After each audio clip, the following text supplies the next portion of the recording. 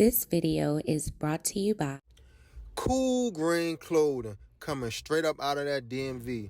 You know what it is. This that Baltimore designer right here. Come on now, come and show some love and show some support. Go online right now, coolgreenclothing.com, and make your purchase. Oh yeah, by the way, if you ain't cool and getting the green, you're in the way, and that's just basic. What's going on, YouTube, fam? It's your boy Tony 2 times, and we back with another episode of the Baltimore Way, man. Before I start, be sure to tap that like button. Definitely watch this video to the end to hear the full story and all the details in the case. For the day one, fam, y'all already know it's all love. Thanks for tuning back into another episode. If you're new to the channel and you feeling the content, feel free to subscribe. Definitely hit that notification bell so you can be notified every time we drop a new video. Let's get right into the story. When you think about an everyday working man or woman, a few things probably come to mind. Like a responsible individual out here making an honest living and handling their business. A 9-to-5 can be exhausting, but also rewarding. You don't have to ask nobody for anything. You earn your paycheck, take care of yourself, your own bills. It's a feeling of independence, especially if you have a good job or career with stability. It's a safe option to stay out the way, go to work, back home, and do it all over again the next day. But of course, you have other things that come with that. Co-workers you might not get along with, a boss you probably don't like. You might even feel like, I can do the job better than them. Then a frustration of a work assignment or feeling like I don't make enough to deal with this. But all that comes with the territory. It's people that love their jobs and wake up every morning looking forward to being productive and adding value to their company. But I know for men, if you work in a mostly male dominant field like a warehouse, construction, or somewhere where the male ego is involved, we all know a simple work disagreement can turn into a physical altercation, and depending on the kind of individual you are dealing with, it might not even stop right there. And on this episode of the Baltimore Way, we'll take it all the way back to 2016 to discuss a work dispute between co-workers that turned fatal. Back in 2016, Darren Johnson Jr. was a 34-year-old man and father of 3. He looked out for the community, mentored young men to try to get them on the right track.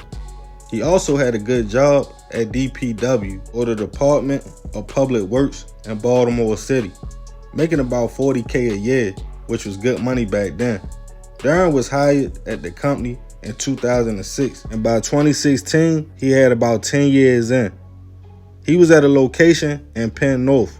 About 110 employees reported there daily and got their job assignments.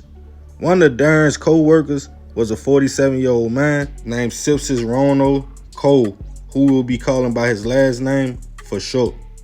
Cole was an OG at the company and had been there since the 90s, with 25 years in by 2016. Just like most places, the job had its pros and cons, but most of the workers seemed to be happy to have a good paying city job to support their families. The men would often talk and geek with each other in the locker rooms right before and after each shift. Nothing crazy, just harmless fun. One day, the younger Darren and Cole would start conversating back and forth. As Darren made a few jokes, Cole would get heated, telling the younger man to stop playing with him. But on a daily, this is how the men politic with each other. Try to make the days go faster, laughing and joking. For a few weeks, Darren and Cole would go back and forth daily. But Cole seemed to go from laughing to, after a few weeks went by, getting more serious. On March 3rd, 2016, Darren woke up and headed to the location like any other morning. So did Cole. But this day, Cole already had his mind set on being serious, as he was tired of laughing and joking with the younger man. As everyone was in the locker room, just like all the other days, everybody was still laughing and talking.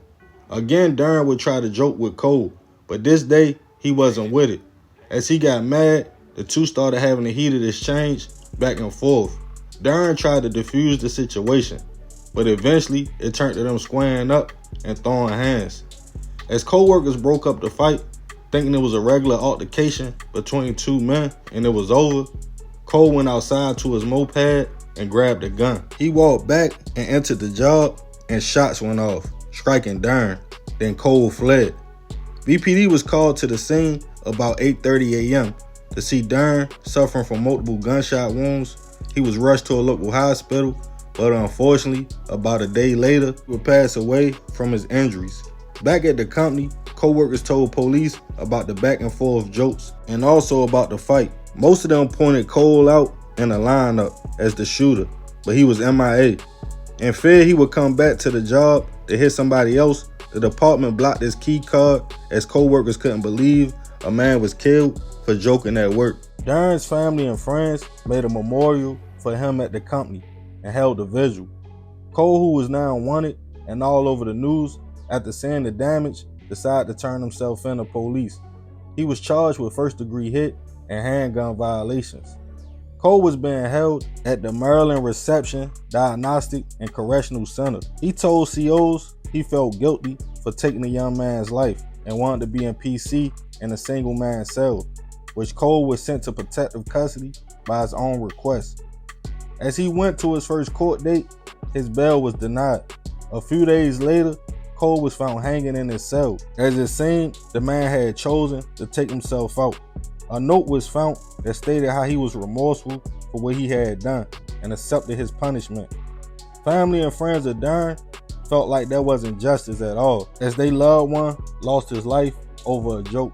But people who knew Cole had mixed emotions, claiming they never saw him mad or they never thought he would hurt no one. One neighbor stated when her husband passed away, Cole shoveled her snow and was always smiling. The jail said Cole went through screening just like any other inmate and showed no signs he wanted to harm himself and was only in a single cell due to his own request. Rest in peace to Dern and Cole. I send my prayers and condolences to both families. You would never think that going to work would end with you getting hit. I'm sure as Dern was there 10 years, they all had a routine. Cole was there 25. Even if he was the serious old head that just wanted to get the shift over with, I'm sure after being there all them years, he knew how the younger people got down. He could have either separated himself or pulled Dern up one-on-one and explained to him, like, shorty, I'm just here to do my job. I'm not trying to play. But sometimes as men, our ego and pride gets the best of us, and we will turn a petty situation into a whole war. I don't know what the joke was about, but whatever caused this to go to this level obviously wasn't worth it. Two men being gone, Cole admitted to shooting Dern, then felt guilty and took his own life because he probably didn't want to do time. Don't let a heated moment or week cause you to crash out. Feelings are temporary, but the grave or a life sentence is not. Once you make that decision to pull the trigger, them bullets don't go back in that gun. It's a lot of men and women in a cell or gone that probably wish they would have just let it go and walked away. But hey, that's the Baltimore way. Man, crazy story. Rest in peace, both of them men. Like I said, I send my prayers and condolences to their family.